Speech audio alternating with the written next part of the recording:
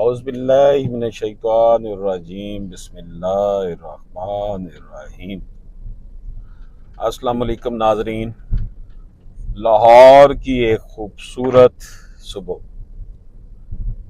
اللہ پاک کے بابرکت نام سے آج کا دن کا آغاز ہو چکا ہے۔ ہمارا یہ کارواں جس میں میرے ساتھ قانون کے طالب علم حذیفہ، عمر، احمد اور میں بھی موجود ہوں، یعنی اشرف آسمی بھی قانون کا طالب علم ہی ہے۔ انسان ساری زندگی طالب علم رہتا ہے۔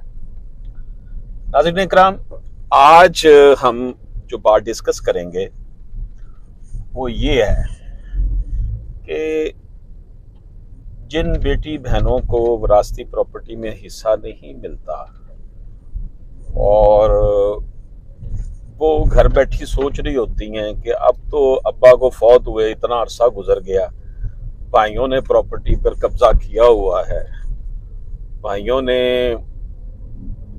ساری پراپرٹی اپنے نام لگوا لی ہے یا اس میں رہ رہے ہیں یا کچھ بیچ دی ہے، تو اب تو ہمیں پراپرٹی جو ہے وہ ملے گی نہیں۔ تو وہ پھر وہ جب دیکھتے ہیں کہ ہمارا عدالتی نظام اتنا کمزور ہے کہ فیصلہ دیر سے ہوگا، پھر وہ یہ دیکھتے ہیں کہ وکلا کی بھاری فیسیں کیسے بھریں گے۔ اس کے ساتھ ساتھ وہ یہ بھی دیکھتے ہیں کہ آج کل کے دور میں وکیلوں پر بھی اعتبار نہیں رہا، جی وکیل دوسری پارٹی کے ساتھ مل جاتے ہیں۔ یہ ساری باتیں ان کو ڈراتی ہیں، پریشان کرتی ہیں کہ وہ عدالت کا سہارا لیں یا نہ لیں۔ ناظرین، میری وہ بیٹیاں بہنیں جو سوال میں نے کیا ہے اس کی وجہ سے اپنے اوپر ظلم برداشت کر رہی ہیں، وہ پراپرٹی اگر ان کا جائز حق جو تھا ان کو ملتا، جو قرآن نے اور اللہ پاک نے ان کو دیا ہے، تو ان کے مالی حالات بہتر ہو سکتے ہیں یا پہلے اچھے ہیں اور اچھے ہو سکتے ہیں۔ وہ ان کی اولاد کا حق ہے جو دوسروں کی اولاد اسے کھا رہی ہے۔ تو انہیں دیکھیں، سب سے پہلی بات میں آپ کو عرض کروں کہ جتنے برے حالات پہلے تھے نبی پاک صلی اللہ علیہ وآلہ وسلم کے ظہور سے پہلے، اس سے برے تو نہیں ہے نا۔ قرآن کی روشنی، نبی پاک صلی اللہ علیہ وآلہ وسلم کے جو ہمارا ان کا فرمان ہے اس کے تحت مسلمان اس دنیا میں ہیں اور بھلا چنگا نظام چل رہا ہے۔ ہمارے اعمال کے ہم بعمل مسلمان نہیں بن سکے، اس میں قرآن کا سنت کا تو کوئی قصور نہیں ہے نا۔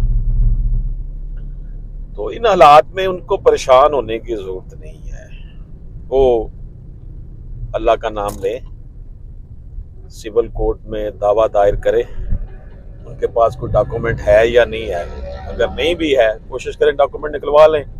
جس علاقے میں پراپرٹی ہے اس علاقے کے پٹواری کے پاس جا کر اپنے باپ دادے جس کی بھی پراپرٹی میں سے ان کو حصہ نہیں ملا، دادا کی میں سے نہیں ملا، نانا کی سے نہیں ملا، نانی میں سے نہیں ملا، دادی میں سے نہیں ملا، ماں کے میں سے حصہ نہیں ملا، جس میں سے بھی نہیں ملا، کوشش کریں پٹواری سے جا کر اس کا کچھ نہ کچھ ریکارڈ نکلوائیں۔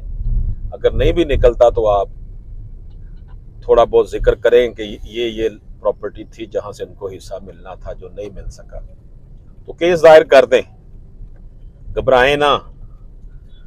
جس حال میں جینا مشکل ہو اس حال میں جینا لازم ہے۔ اگر آپ یہ سمجھتے ہیں کہ یہ ڈسہارڈ ہو کر گھر بیٹھ جائیں گے تو معاملات زندگی نہیں چل سکیں گے۔ اللہ پاک کہتا ہے کہ زمانے کو برا مت کرو، زمانہ مجھ سے ہے، اور اللہ پاک نے زمانے کی قسم بھی کھائی ہے، نماز عصر کے وقت کی قسم کھائی ہے۔ اس لیے ڈسہارڈ ہونے کی ضرورت نہیں ہے، حوصلہ کریں، کوشش کرنے سے تو رب مل جاتا ہے، آپ کو اچھے وکیل بھی مل جائیں گے جو آپ کے دکھ درد کو سمجھتے ہوں گے۔ آپ پاکستان میں جس حصے میں بھی ہیں اپنے حق کے لیے کوشش کریں، سول کیس کریں، اس میں ٹائم بے شک لگ جائے، ہو سکتا ہے کہ کل کو حالات اچھے ہو جائیں، ملک کا عدالتی نظام بہتر ہو جائے تو جلدی بھی ہو سکتا ہے، آپ بالکل نہ گھبرائیں، اللہ پر مکمل یقین رکھیں۔ اللہ پاک مایوسی کو پسند نہیں کرتا، مایوسی کفر ہے۔ اللہ پر یقین رکھتے۔ ایک بات آپ کو میں بتا دوں کہ آپ باپ نے حصہ نہیں دیا، بھائی نے نہیں دیا، تو اگر آپ کیس کر کے اپنا حصہ لیتی ہیں تو بیسیکلی آپ نے ان کا فائدہ کیا ہے، کیونکہ یہ گناہ کبیرہ ہے۔ جس نے کسی کا حصہ مارا ہوا ہے پراپرٹی کا، وہ ہمیشہ جہنم میں رہے گا، اس کی بخشش نہیں ہونی۔ تو یہ بیسیکلی باپ کے لیے، بھائی کے لیے جنہوں نے حصہ مار لیا ہے، اس سے لے کر آپ اس کی قبر کو ٹھنڈی کر رہی ہیں۔ اجازت دیجیے، اللہ حافظ۔